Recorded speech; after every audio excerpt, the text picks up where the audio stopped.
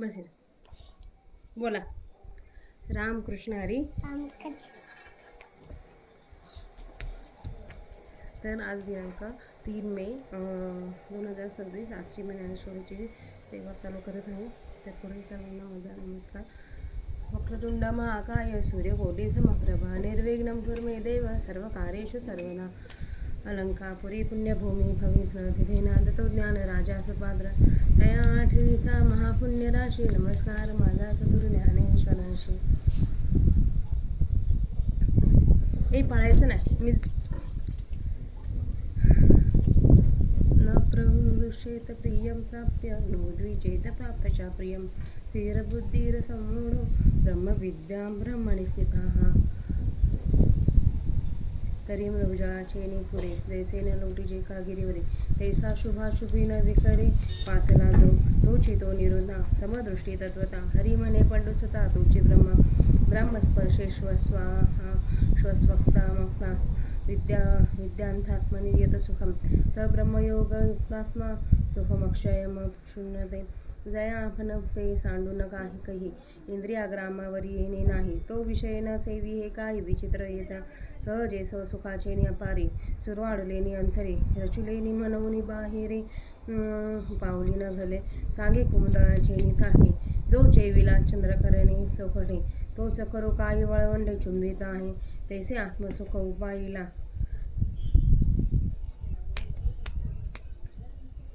जयासे आपण भजे फावला त्याविषयी सहज सांडवले सांगू काही. एरवी तरी गौतुके विचारुनी पानिके या विषयाचे निसुखे जगवते कवन.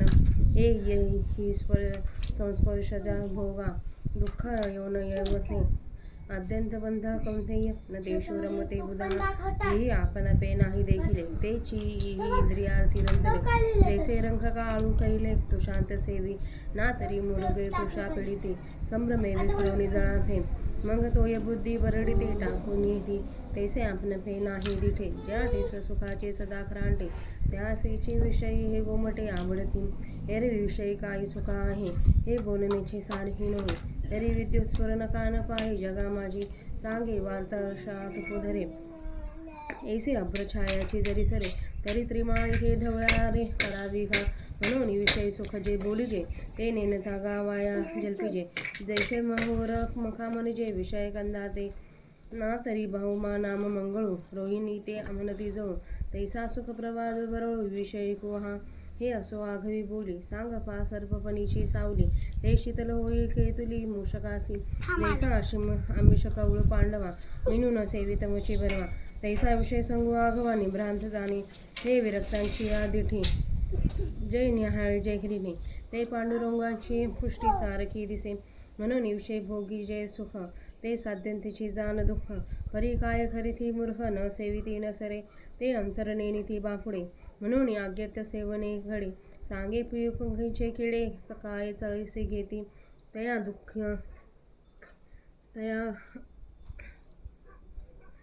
दुःखिया दुःखाची जीवार. ते विषय कदर्मीचे दूर ते भोग जळा ते जलचर सांडिती घेवी आणि दिखयोनी जिया आहाती त्या निरर्थका तरी नव्हती. जरी विषयांवरी विरक्ती धरी ती जीवा ना तरी गर्भवासादी संकट का जन्ममरणीचे कष्ट. हे विसावे नेविन वाट बावळी कळणे जरी विषयी विषय सांडी जेल तरी महादोषी के वसी जेल आणि संसारू हा शब्द नवेल लटिका जगी.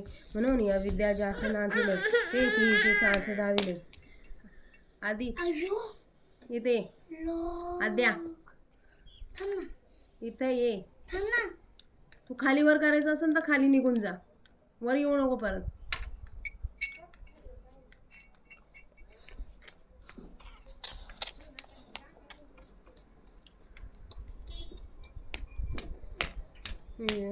दुःखीचे जीवार ते विषय धर्मीचे दरदूर ते भोग जळा ते जलचर सांडिते केवी आणि दुःख योविन्या ज्या या निरर्थका तरी नव्हती. तरी विषयांवरी विरक्ती धरिती जीव ना तरी गर्भवासादी संकट का जन्म मरणीचे कष्ट हे विसामिनी वाट व्हावी कवने जरी विषय सांडी जेला तरी महादोषी का वसी जेला आणि संसार हा शब्द नविलेला टीका जगी म्हणून या विद्या जात नाथिले ते तिची साच दाविले जी सुख बुद्धी घेतले विषय दुःखे या कारणे गा सुभटा हा विचारिता विषय ओखडा तुझणे काही या वाटा विसरून जाशी पै या ते विरक्त पुरुष त्याची ते का जैसे विषय निराशा तया दुःख दाविले नावळे शक्तोनी ती हे वय सोडून प्राक शरीर विमोक्षणात कामक्रोधोद्भवम वेगम संयुक्त सहसुखी नरहा ज्ञानीची हनठाई यांची मातोही केर नाही देही देहभाव जी स्ववश केले जया ते बाह्याची भाषा नेणे जिचे निशेष अंतरी सुख एका आधी परी ते वेगळेपणे भोगीजे जैसे पक्षी फळ चुंबिजे तैसे नव्हे तेथे विसरिजे भोगी ते पणही भोगी अवस्था एक उठी ते अहंकाराचा छळ उठी मग सुखे सिघे आठी गाढेपण ते आलिंगन मिळई होळी आपोआप कवळी तेथ जळ जैसे जळी वेगळी न दिसणे का आकाशी वायू हरपे येथ दोन्ही भाष लोपे तैसे सुख चिवरे स्वरूपे सुरती लिये ऐशी द्वैताची भाषा जाय मग म्हणो जरी एकची होय तरी तेथ साक्षी खवणू आहे जाणते जे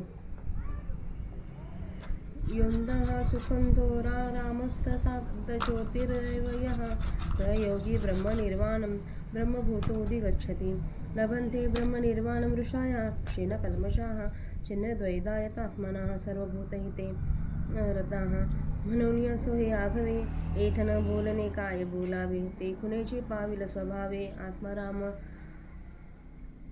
आधी त्याच्यावर चढू नको जय सेनी सुखे माथले आपणचे आपण गुंथले ते बी जाणे निखळवतले सामरस्याचे ते आनंदाचे अनुकार सुखाचे अंकुर ही महाबोधे विहार केले जैसे ते विवेकाचे गाव की परब्रह्मीचे स्वभाव ना तरी अहंकारले अवयव ब्रह्मविद्येचे ते सत्वाचे सात्विक की चैतन्याचे अंगिक हे बहु असो ऐकेक वानसिकाई तू संतस्तव निरतसी तरी खतेची सेन करसी की नराई बोल देखसी सनागर परी तो रसातिशी मुखई मग ग्रंथांची पूजळी करी साधू हृदय रावळी मंगळ उठा ऐसा गुरुचा वाहिला निवृत्तीदासासी पातला मग तो म्हणे कृष्ण बोलिला तेची ऐका अर्जुन अनंत सुखाच्या डोई एक सरा तळूची घेतला जी मग स्थिरावून तेही तेची झाली अथवा आत्मप्रकाश सोखे जो आपण पेचे विश्वदेहे ते देहीचे परब्रह्मसुखे मानू येईल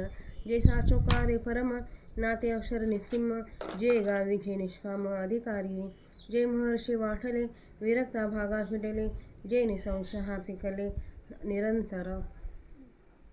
आता आपण मराठी माऊलींच्या प्राकृत भाषेतील ओव्यांचा आणि भगवद्गीतेतील श्लोकांचा मराठीत अर्थ बघूया. प्रिय वस्तूची प्राप्त झाली असता आनंद मानू नये आणि अप्रिय वस्तूची प्राप्त झाली असता उद्वेग पाहू नये.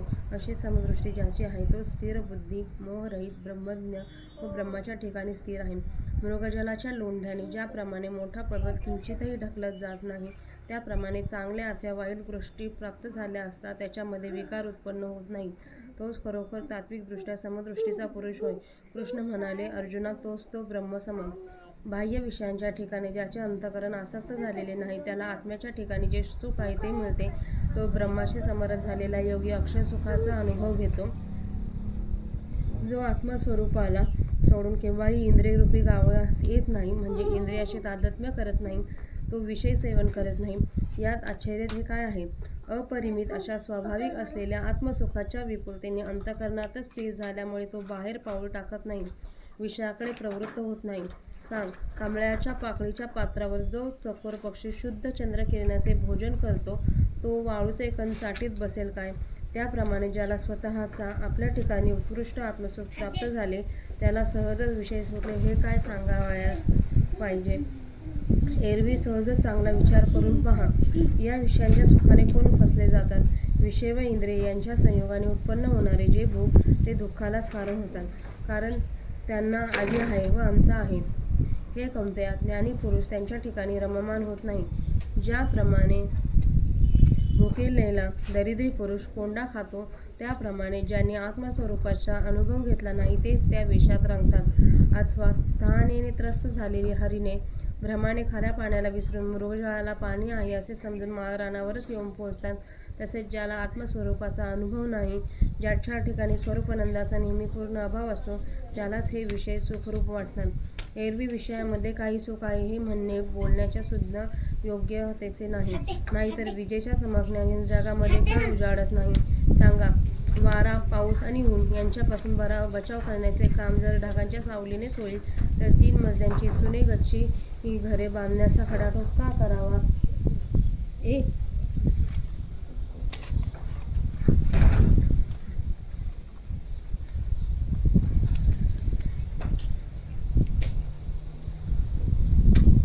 म्हणून ज्याप्रमाणे विषाच्या कांद्याला पचनाला मधुर म्हणावे, त्याप्रमाणे विषात सुख आहे असे जे म्हणतात, ती विषयाचे खरे स्वरूप न जाणताच व्यर्थ केलेली बडबड आहे असे समज. किंवा पृथ्वीचा पुत्र असलेल्या ग्रहाला मंगळ असे म्हणतात, पण त्याचा परिणाम पीडाकारक दिसून येतो. किंवा मृगजळाला जल असे म्हणतात, त्याप्रमाणे विषयांपासून येणाऱ्या अनुभवाला सुख म्हणणे व्यर्थ बडबड आहे. हे सगळं प्रतिपादन राहू दे. तूच सांग, सर्पाचे फणीची सावली आहे ती उदराला कितपत शांत करणारी होईल बरे? अर्जुना, ज्याप्रमाणे गळाला लावलेल्या आमिषाची पिंड जेथपर्यंत मासा गिळत नाही तेथपर्यंतच ठीक, त्याप्रमाणे विषयांच्या संघाची स्थिती आहे हे तू निसंशय समज. विरक्तांच्या दृष्टीने पाहिले तर हे विषय सुख अर्जुना पंडुरोगामध्ये आलेल्या सुजेप्रमाणे घातक आहे असे समज. म्हणून विषयांच्या उपभोगामध्ये जे सुख असते ते प्रारंभापासून शेवटपर्यंत दुःखच आहे हे समज. परंतु काय करतील मूर्ख, विषयांचे सेवन केल्याशिवाय त्यांचे चालत नाही. हे बिचारे मूर्ख त्या विषयांचे आतले स्वरूप जाणत नाही, म्हणून त्यांच्याकडून विषयांचे अगत्य सेवन होते. तूच सांग, पुवाच्या चिखलातील किडे पुवाची किळस घेतात काय? त्या दुःखी लोकांना दुःखच जीवन होऊन राहिलेले असते. ते विषयरूपी चिखलात बेडूकच बनतात. ते विषयासक्त लोकरूपी मासे विषय भोगरूपी पाण्याला कसे टाकतील? शिवाय जर हे जीव विषयांवर अनासक्त होतील तर दुःखदायक योनी ज्या आहेत त्या सर्व निरर्थक होणार नाहीत काय? अथवा गर्भात राहणे वगैरे संकट किंवा जन्म आणि मरण यांपासून होणारे कष्ट, हा मार्ग अविश्रांतपणे करून चालणार. जर विषयासक्त लोक विषय सोडून देतील तर मोठमोठ्या दोषास राहावयास जागा कुठे मिळेल? आणि मग या जगामध्ये संसार हा शब्दच खोटा ठरणार नाही आहे. म्हणून ज्यांनी विषयापासून होणारे दुःख सुख या समजुतीने स्वीकारले, त्यांनीच मिथ्या असलेले सर्व विद्याधिक हे खरे करून दाखवले. अर्जुना, यामुळेच विचार करून पाहिले तर हे विषय वाईट आहे. कदाचित चुकून कधी त्या मार्गाला जाशील तर जाऊ नको. जे विरक्त पुरुष आहेत ते या विषयांस जसे काही ते विषयच आहेत असे समजून त्याचा त्याग करतात. म्हणून त्या निरीच्छ असल्याकारणाने विषयांना दाखवलेले दुःखरूपी सुख त्यास आवडत नाही. इहलोकी मरणाच्या अगोदर जो मनुष्य काम व क्रोध यांचा वेग सहन करू शकत नाही, तोच योगी व तोच सुखी होय. आत्मज्ञानांच्या ठिकाणी तर या दुःखरूपी विषयांची गोष्ट सुद्धा नाही, कारण त्यांनी देहात असतानाच काम क्रोधादी वृत्ती आपल्या अधीन ठेवल्या आहेत. त्यांना अंतःकरणात एक ब्रह्मसुख अनुभवाला आलेले असते, म्हणून ते बाह्य विषयाची गोष्ट मुळीच जाणत नाही. परंतु पक्षी जसे फळ खातो, म्हणजे खाणारा पक्षी, खाण्याचा विषय फळ आणि खाण्याची क्रिया ही त्रिपुटी अशी जग स्पष्ट भासते, तसे हे ब्रह्मसुख वेगळेपणाने भोगता, भोग्य व भोग ही त्रिपुटी कायम ठेवून भोगण्यासारखे नाही. तर तेथे भोगतेपणही विसरले पाहिजे. म्हणजे हे भोगणे त्रिपुटी विरहित म्हणजे तद्रूपतेचे असते.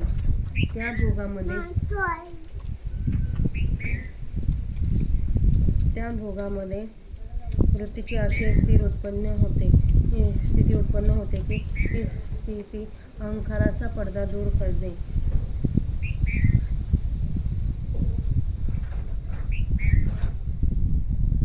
आणि मग तो जीव सुखाला गूढ आलिंगन देतो.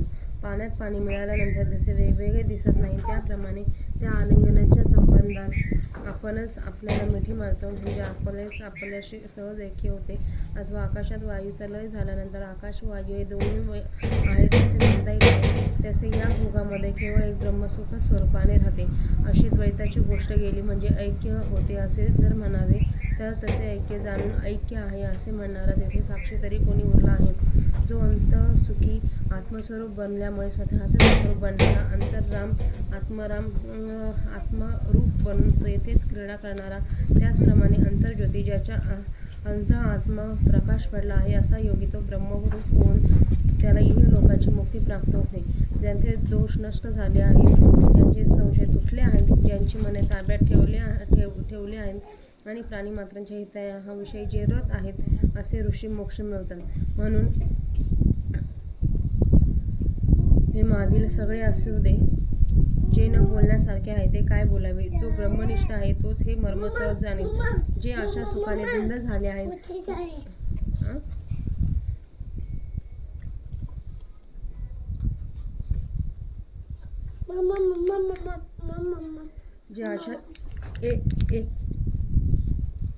जे आशा सुखाने धुंद झाले आहेत व आपल्या ठिकाणीच आपण रममाण झाले आहे ते संपूर्णपणे साम्य रसाचे ब्रह्मैक्य भावाचे ओतलेले पुतळेच आहेत असे मी समजतो.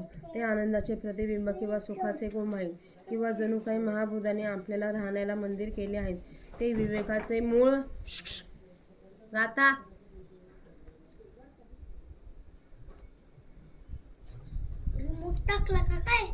ते विवेकाचे मूळ वस्तिस्थान आहे किंवा परब्रह्माच्या ठिकाणचे स्वभाव किंवा जणू काही मिळते ब्रह्मविद्येचे सजवलेले अवयव आहेत. ते शुद्ध सत्वाचे सात्विक आहेत अथवा चैतन्याचे अवयव आहेत. यावेळी श्री गुरु निवृत्तीनाथ म्हणाले, हा बोलण्याचा विस्तार पुरे. तू एक एक वर्णन कोठवर करणार. तू जेव्हा संतांच्या स्तुतीस तन्मय होतोस तेव्हा चालू विषयांचे स्मरण तुला राहत नाही आणि विषयाला सोडून पण चांगले बोल तू बोलतोस. परंतु हा रसाचा विस्तार आवडता घे आणि आता ग्रंथांची अर्थरूपी दिवा प्रज्वलित कर व सज्जनांच्या अंतःकरण रूपी मंदिरात मंगलकारक दिवसाचा प्रातःकाल कर. याप्रमाणे श्री गुरूंची सूचना निवृत्तीनाथांचे शिष्य ज्ञानेश्वर यांना मिळाली. मग ते म्हणाले, श्रीकृष्ण जे म्हणाले तेच ऐका. अर्जुना,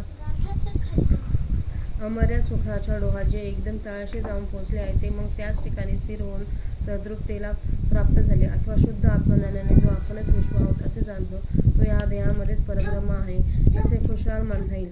जे खरोखर अतिशय श्रेष्ठ आहे अथवा जे क्षयरहित व अमर्याद आहे आणि निष्काम पुरुष ज्या ठिकाणची प्राप्ती करून देण्यास अधिकारी आहेत, जे थोडे करताच काढून ठेवले आहेत किंवा वैराग्यवानांच्या वाट्याला आलेले आहे व जे नेहमी संशयरहितच म्हणून होते.